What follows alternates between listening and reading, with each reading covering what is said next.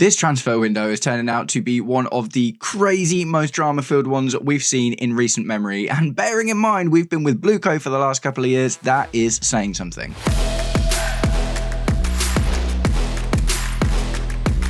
Welcome, Blue Believers, to another episode of the Stamford Sync, where we are syncing up with everything Chelsea FC. And today that means talking about the striker situation, right? Man, I mean, look, what I will say before we kind of properly kick off with this is we are a little bit lucky, right? Because we have been in a very similar situation before.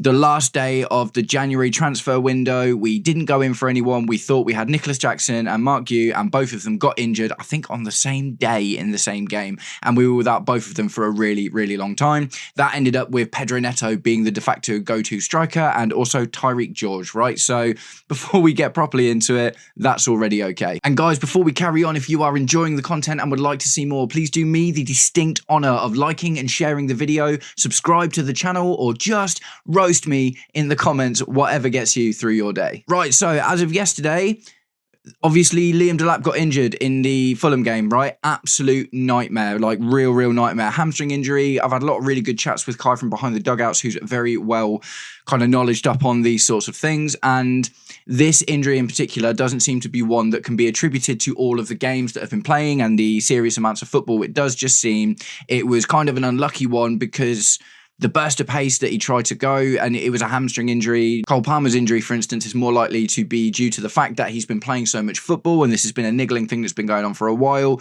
Essentially, it looks like we were just unlucky with the hamstring injury to Liam Delap. So that aside, we're still waiting to find out exactly how long he's going to be out for, and that has caused lots and lots of drama and twists and turns at the end of this transfer window, right? So Nicholas Jackson had flown to Munich, agreed all of his deals, and was just about to do his medical.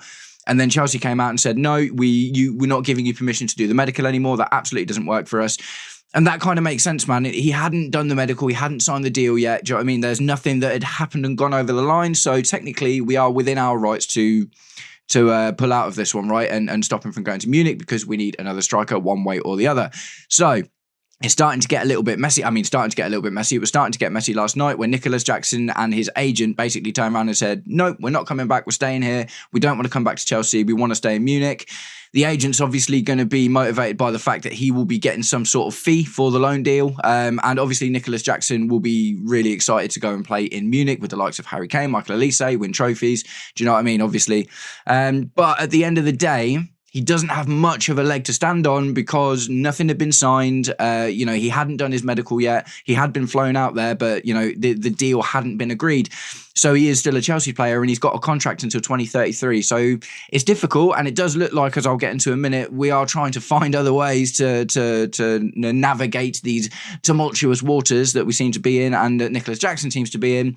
But at the same time, if Chelsea want him to come back, there's not really a lot he can do about that. So what seems to be the case now is Jackson has potentially still the opportunity to go to Munich if it turns from a loan into a sale, because we're going to need to make money to buy someone else. It's all a bit crazy. Bayern Munich haven't really wanted to spend money. We had the same situation with Christopher Nkunku when they weren't really interested in spending money on him and they just wanted to loan him. We were like, no, we need to sell him. Same thing sort of happening with Jackson.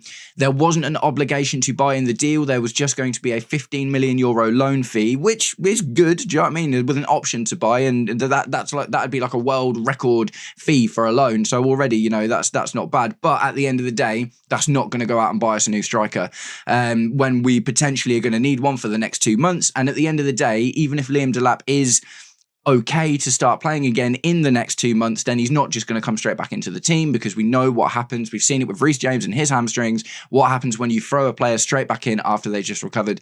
So we're going to have to play it really, really safe with Liam Delap for the long term now. Do you know what I mean? Maybe for the rest of the season, similar to with Levi Colwill, even if he comes back in April, we're not necessarily going to see him come straight back into the team. We're more than likely going to drip feed him back into his minutes and playing time, as we have with the likes of tried to do with Romeo Lavia. That's not working. And obviously Reece James as well. So it's all a bit messy, man. It's all a bit messy. Nicholas Jackson really doesn't want to come back, but like I said, there's not a huge amount that he can do about that at the end of the day. If they buy him, then it can still happen. So I imagine would probably accept a slightly lower fee now, just because we're in a bit of a rocky situation. But at the end of the day, we need to make 50, 60 mil from Jackson to kind of make it worth it, don't we? So who are we looking at? Now, there are two options that I've seen today. I'm sure more will arrive. In terms of who are we looking at buying, contact has been made with Sporting Lisbon for young 20-year-old Danish striker Konrad Harder. He looks all right, man. Obviously, he's very, very young. His stats are not exactly amazing. He scored 5 goals in the Portuguese league last season, and he scored 1 goal in 4 games this season. He got 5 assists last season as well, and scored 1 goal in the Champions League last season. Obviously, he was still playing under Victor Gyökeres at that point, wasn't it? So we got 28 appearances across the league. A lot of them will have been substitutes, I will imagine, because I don't think they play a 2-striker system. And he will have been going into this season, I think, being kind of the main man. But yeah, I haven't seen amounts yet, but it's going to be 30, 40 mil, isn't it? Because disaster tax and this, that and the other. At the end of the day, I see why we're going to Sporting Lisbon, because A, they're one of the clubs that we're looking at buying for the multi-club model, so there's already a good relationship there. And we've spent, 80 mil on Dario Vasugo and Giovanni Quenda, who's still there at the moment, so we have a good relationship with Sporting Lisbon. So maybe they won't take us to town, or take us to task, for the signing of Konrad Harder. He doesn't look amazing, to be honest. He doesn't look much better or worse than the other option that we are talking about, and this is an interesting one.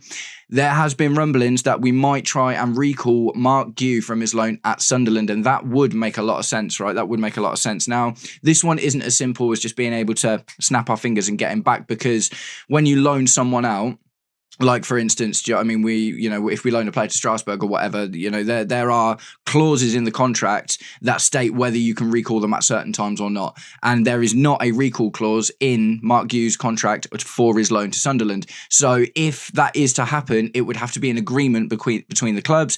And that probably means that we'd either have to get them another player somehow, or we'd have to pay them some money. Do you know what I mean? We'd probably have to pay them a bit more than what just the termination would have been in order to get Marc Guiu back, because we're right at the start of the season. They would also struggle to go out and find someone straight away. Obviously, there aren't myriad strikers on the market at the moment.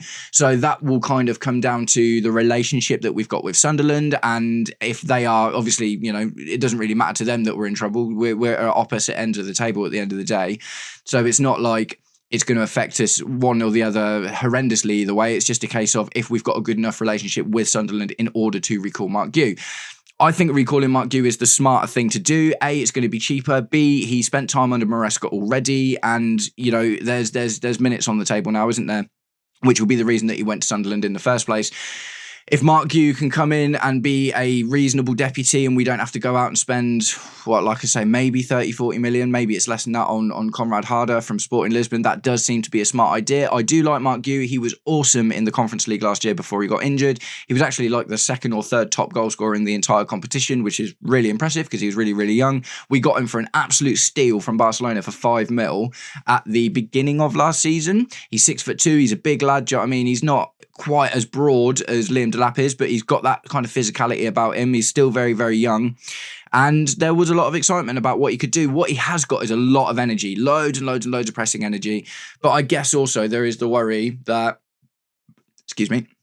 there is also the worry that he did get injured for quite a long period. He was out for like 3 months or something. Do you know what I mean? It wasn't exactly a couple of weeks and he was back in the team. We were without him for quite a long time. So I guess he must feel good in himself to have gone out on that loan to Sunderland in the first place. But yeah, it's a tricky one, man. If I'm faced with the prospect, if there's 3 options on the table, essentially, right? Option 1, keep Nicholas Jackson.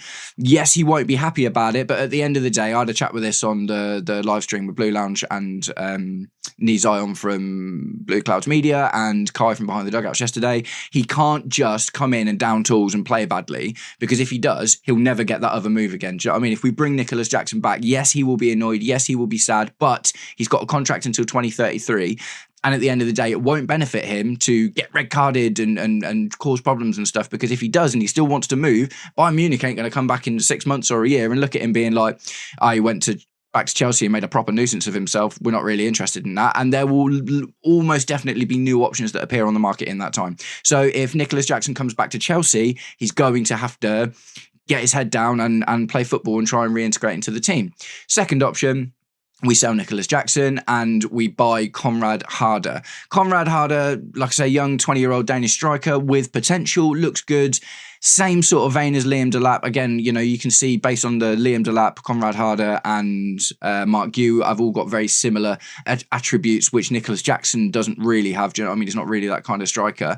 So Conrad Harder it's the most expensive option. You get him on your books and you've got someone to play that striker role up until Liam Delap kind of comes back. That seems okay, but like I say, when the third option is maybe being able to bring Marc Guiu back on loan, who's got experience in the team, knows the manager already, is familiar with the surroundings, that to me seems like the better idea than Conrad Harder. I think the best idea, honestly, is just to keep Nicholas Jackson. In terms of who's the best option, who's the best striker out of all of them, obviously it's Nicholas Jackson. 100% it is Nicholas Jackson. And we are going to have a lot of games this season. Do you know what I mean? So he will get game time. There is obviously the worry about the red cards and the attitude and whatever, but ultimately, if he's got a guy in front of him now in João Pedro, which he never had before, do you know what I mean? He's going to have to approach it differently. And he won't just be able to go missing for a game and then be like, it's all right, I'll still get the next start because they've got no one else. That won't happen. So for me, the best option for the team is to keep Nicholas Jackson. I understand, though, that if we can sell Nicholas Jackson and call Marc Guiu back from his loan, that's going to be great for the financial side of things, right? As well as having a striker back on the books. So that's maybe not the best footballing decision, but I think that's the second best decision, is to bring Marc Guiu back from loan. And if we can't do any of those, then okay, we go out and get Conrad Harder if Sporting are willing to sell. I don't exactly know what their striker situation is like at the moment either, but they've got a great academy. They've always got young players. I'm sure Sporting Lisbon would be able to manifest something. Because like I said, Conrad Harder is not exactly tearing up trees. He's a young player that looks like he's got potential, but it's not like taking another Gyökeres from him. Do you know what I mean? It's like they could probably replace him fairly easily. So that's it, man. That's it. It's, oh my God, these last few days have been absolutely nuts. I've been streaming so much with the Blue Lounge and talking about all of this stuff as well, man. We did a nearly 6-hour stream last night. By the end of tomorrow, which is the last day of the transfer window, we'll have been streaming for like 30 hours over the last few days. We literally will have spent almost an entire day on YouTube streaming, talking about all this stuff. And we're having a great time, guys. So if you are going to be around tonight at 10 o'clock, come and have a chat with us in the comments. It's really, really fun. And we'll just get into it. Do you know what I mean? We'll just get into it. So tell me what you guys think in the comments, right? Option 1, bring back Nicholas Jackson. Option 2, bring back Marc Guiu. And option 3, get Conrad Harder from Sporting Lisbon. Like I say, for me, I think keeping Jackson is the best option. Then Marc Guiu, then Conrad Harder. Let me know your 1, 2, 3s in the comments, guys. I'd love to know what you think. Let's have a chat about it. I'm going to wrap the video up there. I'm sure there's going to be more news that comes out today, so I will try and get on to do another video later before I get on the stream tonight.